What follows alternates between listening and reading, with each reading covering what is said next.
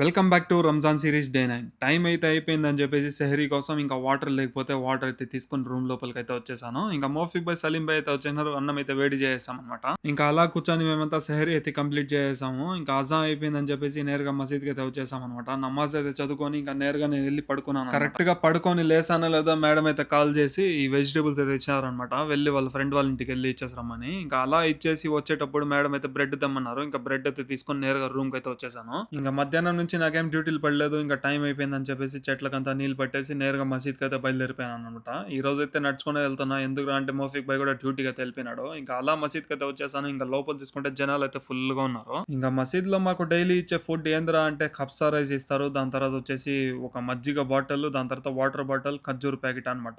ఇంకా కరెక్ట్‌గా టైం అయింది. ఇంకా ఫాస్టింగ్ అయితే ఓపెన్ చేశాను. ఇంకా వాటర్ అయితే తాగేసాను. మౌఫిక్ భాయ్ డ్యూటీ అంతా కంప్లీట్ చేసుకొని వచ్చేసరికి చాలా లేట్ అయిపోయింది. ఇంకా నేను మౌఫిక్ భాయ్ కూర్చొని తినేసి ఇంకా దాని తర్వాత నమాజ్ అయితే చదువుకొని నేరుగా బయలుదేరి రూమ్‌కి అయితే వచ్చేసాను. కరెక్ట్‌గా రూమ్‌కి అయితే వచ్చానో లేదో మేడం అయితే కాల్ చేసి ఫుడ్ అయితే పంపించేసినారు. ఇంకా నాకైతే కాల్ వచ్చింది. ఇంకా డ్యూటీకి అయితే బయలుదేరిపోతున్నా. అల్హమ్దులిల్లా ఈ రోజు అయితే డే 9 కంప్లీట్ అయితే అయిపోయింది. ఇంకా డే 10 వీడియో చూడాలంటే అప్పటి వరకు మన ఛానల్ సబ్స్క్రైబ్ చేసుకోండి. వీడియో నచ్చితే లైక్ చేయండి. By by.